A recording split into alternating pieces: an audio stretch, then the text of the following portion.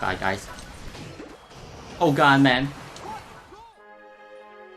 Hello everyone, in this video I'm gonna show you how to play Blastoise in the jungle.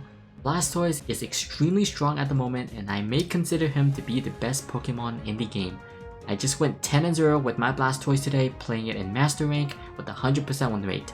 My build is Muscle Band, Focus Band, and Buddy Barrier. Do note that Energy Amplifier is better for damage, but unfortunately I don't have it on this account, so I cannot use it.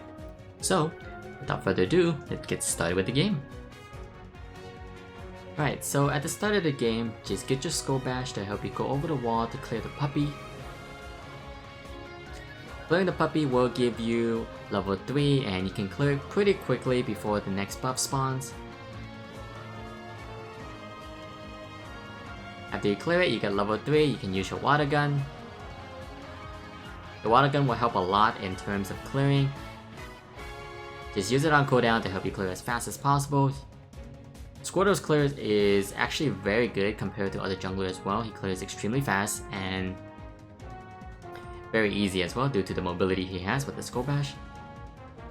Right now, just clear the 2 more crabs and you should be level 5, and that will give you your upgrade to Water Spout and you can go top and gank. The reason why top lane is better to gank is because you can sneak into the brush much easier without the enemy team spotting you. You're at level 5, go into the launch pad and just go over. So the goal here is to just play for the bees. Even though you are level 5, you're not as strong just because you don't have your rapid spin yet. Here the enemy play pretty aggressive, but we can't really do too much. Now the bees will spawn at 850 and you just want to contest for that.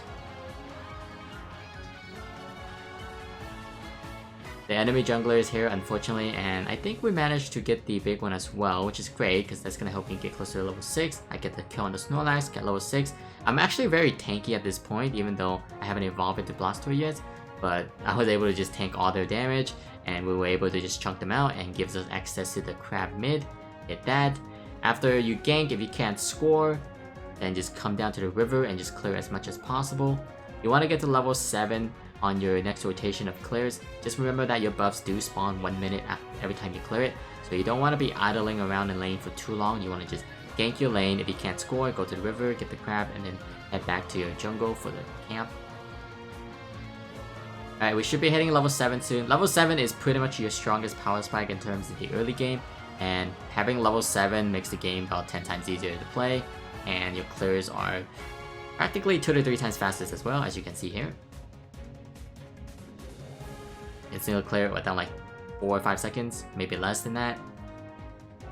Now your next goal is trying to gank bottom for the bees, which will spawn at 720. If the enemy plays really aggressively, then you can punish, but right now I'm just trying to heal up a little bit. I could have probably grabbed the berries, but the fight already started, so it's whatever. Here I'm just gonna rapid spin into the Water Spout. Unfortunately, I was not able to get both the kills because the Ninetales used the Veil, which reduces damage, but if she didn't have the Veil, then 2 kills there was very easy. And we got the bees though, it wasn't too bad.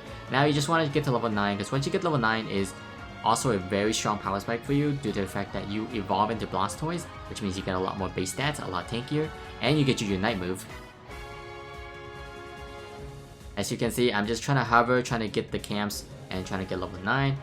But here, I think I see a really good opportunity to go in and get like a 4-man surf.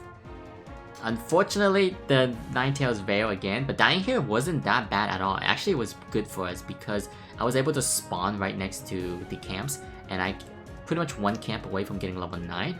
So pretty much dying there puts me closer to it. And since I did a lot of damage to the enemy team, they actually can't even start the Dreadnought, so my team can buy time for me. You will see why getting level 9 here is really important for War Turtle, because like I said, you get evolution, and the Unite move pretty much guarantees the Dread. If you have a Unite move at Dreadnought fight, I would say like 80 to 90% of the chance you get it. Here, pretty much I'm gonna flash in and just use my Rapid Spin into Water Spout combo, Unite move, and that's it. Pretty much everyone just dies. So much AoE, they just can't do anything about it. We were able to chase here a little bit as well. I think we were able to team wipe them, yeah. We killed 4 of them. I think Charizard was able to kill the last one soon. And I'm just gonna look for a score here. Very nice. And my Greninja is already starting it, so we just have to come over here and help secure it. There you go.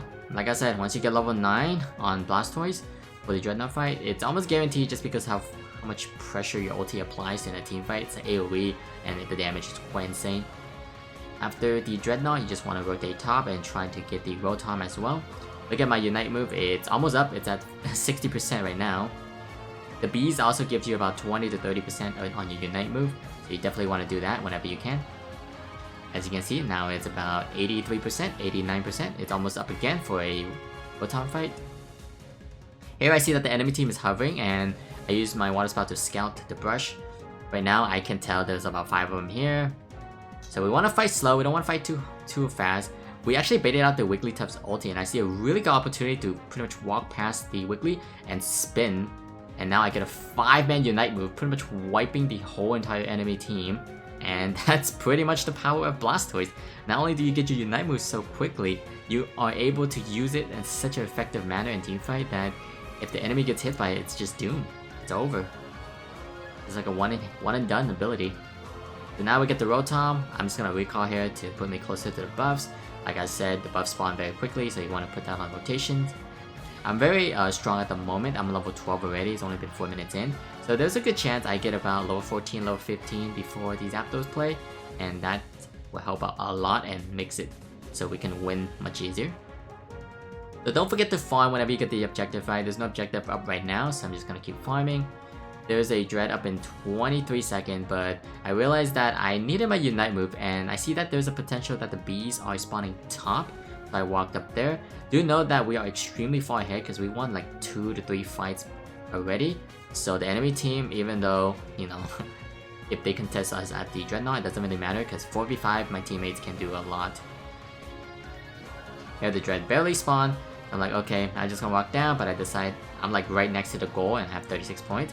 And I believe my teammates just killed the Greninja. I'm like, okay, it's a 4v4 and this is a free goal right here. Most people would just walk down here and skip out on the 36 points, but I think getting the 36 points here is pretty huge just because not only does it solidify our lead, I don't even need to come down, right? Because the Greninja died. Now their Cinderace died again. Like I said, my teammates are extremely strong. That's why I'm not really worried about being there at the start of the Dread. You can play more greedy when your teammates are winning. So now I'm here, you know, helping out my team because I got nothing else to do. And I find that their Ninetales are very low, so I'm just like, okay, rapid spin, and then I just chased down the Greninja here, and he was not able to do anything at all. Look, I'm like 4 HP tanking 4 people. So there. Here the Cinderace try to defend, but whatever. I have 14 points, so it's pretty easy to get in. Just get that and just walk away because we don't want to die under the goal. Now I'm level 14. Before Zapdos spawned, there was actually a chance I can get level 15 here because with 40 seconds left to farm, it's pretty easy. I decided to not go for the Rotom here instead of just farm for level 15 because level 15 at this point is much more important than getting the Rotom. Because once you hit level 15, you're pretty much, I wouldn't say invincible, but you're close to being invincible and you will do heaps amount of damage. The base stats that you get from level 14 to level 15 is practically twice the amount you would get from level 12 to level 13. So getting level 15 is like leveling from level 12 to level 14. You get like about 2 levels worth of stats. Here my teammates all died unfortunately, so I'm like, okay, gotta turn on the carry pants, gotta stop the Snorlax from scoring. I'm like, huh, this looks very interesting. Let's just 1v5 this. And I just popped my combo and look at what happened. Literally wiped them. Every single one of them. The Ninetales did flash away from me, but unfortunately for her, she was not able to score. And the Wigglytuff also flashed, but that's okay. I mean, I was able to just pick up the kill on the Snorlax here and then turn on the Ninetales, and it's the perfect time too because we're right next to the pit, so we don't waste too much time walking there, and we can just start on this as well. 4 people dead, not much they can do, and that's pretty much it, I would say, for the Blastoise gameplay, because I believe the enemy does end up surrendering here once we get close to the scoring.